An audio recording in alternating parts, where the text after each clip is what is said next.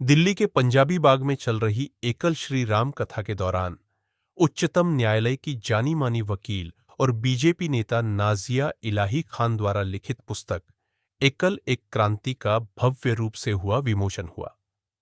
Press वार्ता के दौरान नाजिया इलाही खान ने बताया कि इस पुस्तक में शिक्षित, स्वास्थ्य और समृद्ध भारत के निर्माण के लिए समर्पित भाव से सेवारत एकल अभियान द्वारा समाज निर्माण के लिए किए जा रहे कार्यों का विस्तृत उल्लेख किया गया है। साथ ही एकल अभियान से संबद्ध भारत लोक शिक्षा परिषद के 25 वर्ष पूर्ण होने के उपलक्ष्य में रजत जयंती मनाया जा रहा है। बुक एक्चुअली में ये पूरी किताब बहुत ही धार्मिक तरीके से भारत की सभ्यता, भारत के संस्कार, भारत की संस्कृति को दर्शाते हुए और ह्यूमैनिटी ग्राउंड को भी दिखाते हुए ये बुक लिखी गई है। बुक में एक ऐसे व्यक्ति को लिखा गया है जिसने पहली बार एकल में क्या काम हो सकता है, कैसे हम सोशल सर्विस कर सकते हैं, उन्होंने अपनी विचारधारा को अपने हरकतों से, अपनी एक्टिविटी से दिखाया था, अपनी एक्टिविटी से दर्शाया था। उन्होंने जब उड़ीसा जा करके, जो झारखंड था, जब वहां पर वो गए और उन्होंने रिसर्च किया कि बच्चों को कैसे पढ़ाना चाहिए, कैसे समझाना चाहिए, तो उन्होंने सोचा कि खेल कूद करके, गा के, नाच करके हम शिक्षा को आगे बढ़ा सकते हैं। तो उसी को मद्देनजर रखते हुए, उसी को देखते हुए इस बुक को आगे लिखा गया है। और सबको पता है कि एकल ने हमेशा बहुत ही खूबसूरत समाजी काम किया है और एक सामाजिक कार्यकर्ता की तरह हमेशा भारत की प्रथाओं को लेकर के आगे बढ़ा है, हिंदुत्व को लेकर के आगे बढ़ा है, इस राष्ट्र भूमि के हित में हमेशा काम किया है। लेकिन किसी भी तरीके का कोई भी टीआरपी या किसी भी तरीके का कोई भी पब्लिसिटी इनके इनके बिल्कुल भी मेमोरेंडम में नहीं है। एकल एक ऐसी संस्था है जो अपने काम से जानी जाती है, अपने नाम से नहीं जानी जाती है। एकल वहां पहुंचती है जहां शायद कोई नेता और मंत्री भी नहीं पहुंच पाते हैं। एकल वहां जाकर के काम करती है जहां शायद हमें जाने में इनका इंतजार करना पड़ता है। एकल वैसे वैसे बच्चों को शिक्षा देती है जिनके बारे में हमें भी नहीं पता होता है या सरकार को भी नहीं पता होता है। तो मुझे लगता है कि सरकार के लिए एक बहुत बड़े पिलर का काम कर रही है एकल, और सरकार को भी इन चीजों को मतलब मुलाकात करवा देता है एकल के। देखिए यहाँ पर भी इतना ज्यादा काम था जो एकल ने अपने अंडरटेक लेकर के किया है। तो बुक बहुत खूबसूरत है, सबको पढ़नी चाहिए। बहुत कोशिश की गई है उस बुक के जरिया, शब्दों के जरिया एकल के काम को दर्शाने का और बताने का। एकल के खूबसूरत और सामाजिक कार्यकर्ता के काम को शब्दों के जरिया लिखा गया है। बुक यही है, सामाजिक कार्यकर्ता। आपने लॉन्च कर दिया कब तक? बुक लिखने के कितने टाइम लगाना है? देखिए, बुक लिखने में तो वाकई में टाइम तो लगता ही है और लगना भी चाहिए, क्योंकि जब आप इंसानियत पर बुक लिखते हैं, जब आप समाज पर बुक लिखते हैं, जब आप समाज के काम पर बुक लिखते हैं, जब आप समाज को समझाने के लिए बुक लिखते हैं, जब आप समाज को अपनी सभ्यता के ओर लेकर आने के लिए बुक लिखते हैं, जब आप समाज को ये नया युवा पीढ़ी को ये बताते हैं कि अपनी प्रथाओं के भीतर रह करके किस तरीके से आप समाज का काम कर सकते हैं, तो बुक लिखने में समय लगता है। लेकिन प्रिंट होने में हमारे भाइयों ने जो अपना एक इतिहास दिखाया है, अपना जो एक एनर्जी दिखाई है, जो एफर्ट दिखाया है, वो वाकई में काबिले तारीफ है कि किस तरीके से बुक की प्रिंटिंग और बुक के करेक्शन को ठीक किया है। रात आई थिंक 7 या 8 रात हमारे भाई लोग सो नहीं पाए और उन्होंने आज के दिन के लिए बुक को तैयार किया, इनोग्रेट कर दिया। लॉन्च कर लिया और कैसे आ? देखिए, क्रांति पर बुक है और इस भारत देश में हमारे युवा पीढ़ी के भीतर राष्ट्र और भूमि, मातृभूमि को लेकर के क्रांति तो पैदा करनी होगी। सबको पता है कि संभाजी महाराज के अंदर भी क्रांति थी, सबको पता है कि सरदार पटेल जी के अंदर भी क्रांति थी, सबको पता है कि हमारे शिवाजी महाराज के अंदर भी क्रांति थी, सबको पता है कि अगर हमारे वीर सावरकर नहीं होते तो शायद आज क्रांति हम नहीं याद कर पाते। हम वीर भगत सिंह को क्रांति के लिए ही तो याद करते हैं। तो इसलिए क्रांति पर बुक लिखी गई है ताकि युवा पढ़े और अपनी प्रथाओं को, अपनी सभ्यता को, अपने हिंदू धर्म को, अपने राष्ट्र को सर्वप्रिय और सर्वप्रथम रख करके इंसानियत को आगे लेकर के बढ़ाए।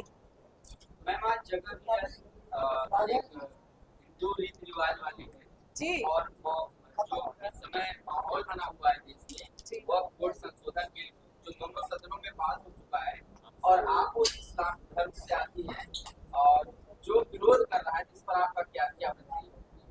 देखिए, बिल्कुल मैं इस्लाम धर्म से आती हूँ, इसमें कोई दो राय नहीं है कि मैं इस्लाम धर्म से नहीं आती हूँ। और अभी 31 मार्च को टिप्पू सुल्तान मस्जिद के अंदर ईद की नमाज पढ़ करके आई, क्योंकि वो मेरा संवैधानिक हक भी था और वो मेरा इस्लामिक हक भी था। लेकिन मैं एक संवैधानिक मुसलमान हूँ, मैं कोई शरिया वाली मुसलमान नहीं हूँ, मैं कोई पाकिस्तान में तो खड़ी हुई नहीं हूँ, मैं एक संवैधानिक देश में खड़ी हुई हूँ और इस देश में 3 तलाक हटा करके अपनी मुसलमान बहन और बेटियों को अगर मैंने आजाद करवाया तो वो कोई कुरान हाथ में लेकर के आजाद नहीं करवाया था, मैंने संविधान हाथ में लेकर के आजाद करवाया था। जो लोग वक्फ बोर्ड पर अपनी राजनीति और सस्ती लोकप्रियता और जुमलाबाजी से चंद दिन टीआरपी और न्यूज चैनल पर थे, क्या असदुद्दीन अवैसी या नमाजवादी समाजवादी पार्टी या राहुल गांधी ने कुरान के पन्ने खोल करके बताए कि किस आयत में वक्फ बोर्ड लिखा हुआ है? सिर्फ इस्लाम में दखलंदाजी हो रही है, ये तो हम ना मानेंगे और ये हम मानने भी नहीं देंगे। जिस चोर की दाढ़ी में तिनका है वो चिल्ला रहा है, जो चोर नहीं है वो नहीं चिल्ला रहा है। बीजेपी तो कहती है चुनाव के वक्त की कटेंगे तो कटेंगे, इस तरह ऑब्वियसली, अरे भैया कटे ना, क्यों मोपला में नहीं कटे, मालाबार में नहीं कटे, कर्नाटका में नहीं कटे, कश्मीर में नहीं कटे, अभी हालिया में बांग्लादेश में नहीं कटे, अरे कटे तो ना। अब एक रहेंगे तो सेफ रहेंगे और जहां जहां बटे थे वहां वहां कटे हैं। अभी देखिए बंगाल में क्या हाल है, रामनवमी नहीं मनाने दिया जा रहा है, भगवान राम का नाम लेना पाप हो गया है वहां। हमारी मुख्यमंत्री ममता दीदी क्या बोलती हैं, रावण नाम नहीं भी जेल पाठावो, राम का नाम लोगे तो जेल भेजेंगे। तो बटा जहां जहां है हिंदू वहां वहां कटा है। भिन्न भिन्न भागों में बंटने का वातावरण निर्माण किया गया और ऐसी स्थिति में हमारा जो वनवासी समाज है वह मुख्य धारा से बहुत कुछ कटता गया। परिणामतः अनेक विदेशी लोगों ने आकर के उनका शोषण भी किया, उनको धर्मांतरित भी किया। स्वातंत्रवीर सावरकर कहा करते हैं कि धर्मांतर राष्ट्रांतर हो जाता है और इसलिए धर्मांतरण के माध्यम से राष्ट्र विरोधी शक्तियों को यदि बढ़ावा नहीं देना हो तो हमारे वनवासी भाइयों के साथ समरसता का संबंध हम लोगों को निर्माण करना चाहिए और यह प्रेम से करना चाहिए, उनकी आवश्यकताओं को पूर्ण करके भी करना चाहिए। इसका संज्ञान लेकर के जिस एकल अभियान का आरंभ हुआ उसके बारे में मुझे अपार आदर है और भारत की समरसता निर्माण करने के लिए यह अभियान सर्वाधिक योगदान दे रहा है, यह हमारा अनुभव है। अत्यंत बड़ा हमारा वर्ग वनवासी लोगों का है, उनको मुख्य धारा में जोड़ना यह बहुत बड़ी चुनौती थी। इसके बाहर कैसे निकले ये प्रश्न था। एकल विद्यालय के माध्यम से इसका उत्तर हम लोगों को मिला और उसका परिणाम भी हमने देखा। एकल के कार्यकर्ता समाज के लोगों को जोड़ करके और उन्हें न केवल एकल विद्यालय के लिए दान देने हेतु प्रवृत्त करते हैं बल्कि उनको लेकर के वन यात्रा करते हैं। वनवासियों के साथ उनको घुलते मिलते रहने का एक अवसर मिलता है। वनवासियों का वह जीवन देख करके उनको त्याग करने की अधिक प्रेरणा प्राप्त होती है और वनवासियों को भी लगता है कि ये केवल डोनेशन दे करके बिछुड़ने वाले लोग नहीं हैं, ये हृदय से हम लोगों से प्रेम करते हैं। आवश्यकताओं की पूर्ति करना यह एक बात है, लेकिन प्रेम की भावना का विस्तार करना और हमारे भीतर जो एक विसंवाद हो गया था निर्माण, उसको संवाद के रूप में परिणत करना, यह अत्यंत बड़ा कार्य एकल अभियान के द्वारा किया जा रहा है। मैं उसका भूरी भूरी अभिनंदन करता हूं और चाहता हूं कि लोग अधिक से अधिक मात्रा में इसमें जुड़े। यह अभियान अभी तक अपने चरम तक नहीं पहुंचा है। बहुत कुछ किया है, लेकिन करने जैसा बाकी भी बहुत कुछ है। इसलिए हम लोगों को थकना नहीं चाहिए, रुकना नहीं चाहिए। हम लोगों को इस अभियान को आगे बढ़ाते रहना चाहिए। इसके लिए कार्यकर्ताओं को आगे आना चाहिए, दानदाताओं को आगे आना चाहिए, और इसके लिए जो अन्य कुछ भी नहीं करते हैं उनको शुभेच्छाएं देकर के इस कार्य के प्रसार प्रचार का काम भी करना चाहिए। ऐसा कार्य करने वाले में हमारे ये प्रसार माध्यम जो है ये बहुत बड़ी भूमिका का निर्वाह कर सकते हैं। इसलिए मैं सारे प्रसार माध्यमों से हाथ जोड़ करके प्रार्थना करूंगा कि आप लोग इस कार्य का सही आकलन लोगों में होने के लिए, पहुंचने के लिए अपनी ओर से प्रचार कीजिएगा। आपके सारे होने वाले कार्यों में यह एक सेवा का कार्य आपके जीवन में भी अधिक पवित्रता लाएगा, राष्ट्रभक्ति का एक अध्याय आपके जीवन में जोड़ेगा। इसलिए मैं पत्रकारों में नहीं बोल रहा हूं, बल्कि मुझे ऐसा लगता है एकल अभियान से प्रेम करने वाले मेरे भाई बहनों के साथ मैं संवाद कर रहा हूं। आप सभी को बहुत बहुत शुभकामनाएं। जी, मेरा एक सवाल है। एक जी। तरफ तो आप लोग कथा कर रहे हैं, दूसरी तरफ देश में जातिवादों को कुछ भी भाव भी देखने को जाति वालों को जातिवादों को कुछ भी भाव भी देखने को मिलता है। इस पर आपका क्या कहना है? जातिगत उच्च नीच भाव हमारे देश में निर्माण किया गया, ये मूल में नहीं था। भगवत गीता में आपको ये नहीं मिलेगा, लेकिन हमारी अत्यंत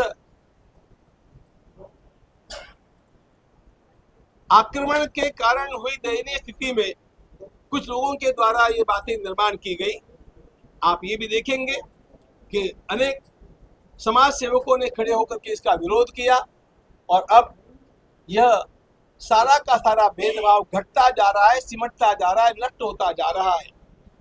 वो नहीं रहा ऐसा मुझे नहीं कहना है, वो रहा, लेकिन कभी वह जो रहा होगा उसके अब 20-25% वो बचा होगा, और वह भी अब समाप्त होने के मार्ग पर है। और उसके कारण में ये सारे अभियान हैं। इसलिए ऐसे अभियानों को बढ़ावा देकर के इस हमारे भीतर की दरी को दूर करना चाहिए, दूरी को दूर करना चाहिए, और संवाद को निर्माण करना चाहिए। यही काम एकल विद्यालय कर रहा है। आपसे अपील है, बस अपनी दया भाव की आदत को बदले। गुलाबी आंदोलन अनजान द्वारा भीख मांगने की प्रथा को समाप्त करने की राष्ट्रव्यापी मुहिम है। इसका उद्घाटन वर्ष 2018 में तत्कालीन दिल्ली सरकार के समाज कल्याण मंत्री ने किया था। भीख मांगना गैर कानूनी सहित अशोभनीय, अमानवीय और दुखदायी है। फिर भी हम अपने दया भाव के कारण अनजान भीख मांगने वाले को भीख देकर इनको भीख मांगने के लिए प्रोत्साहित करते हैं। हमारे दया भाव के कारण ही भीख मंगवाने वाले गिरोह नवजात बच्चों की चोरी करके विकलांग बनाकर उनसे भीख मंगवाने के लिए मजबूर करते हैं। इन नवजात बच्चों की चोरी होने से बचाने के लिए हमें अपने दया भाव की आदत को बदलना होगा। अगर आप किसी अनजान भीख मांगने वाले को भीख ना देने की शपथ लेते हैं तो आपको सम्मान के साथ साथ बहुत कुछ, बस शपथ लेकर तो देखें। It's ideal for all sleeping positions और रिलीफ दे आपके प्रेशर पॉइंट्स को। आप भी ट्राई करके देखिए ये pain relieving, eco friendly, breathable, durable Refresh का नेचर प्रो मैट्रेस। अगर ये एक टिपिकल मैट्रेस ऐड होता तो इसे हम कुछ इस तरह से बनाते, but you are too smart and these are the facts. Experience it yourself. Refresh mattress, sleep healthy, wake beautiful.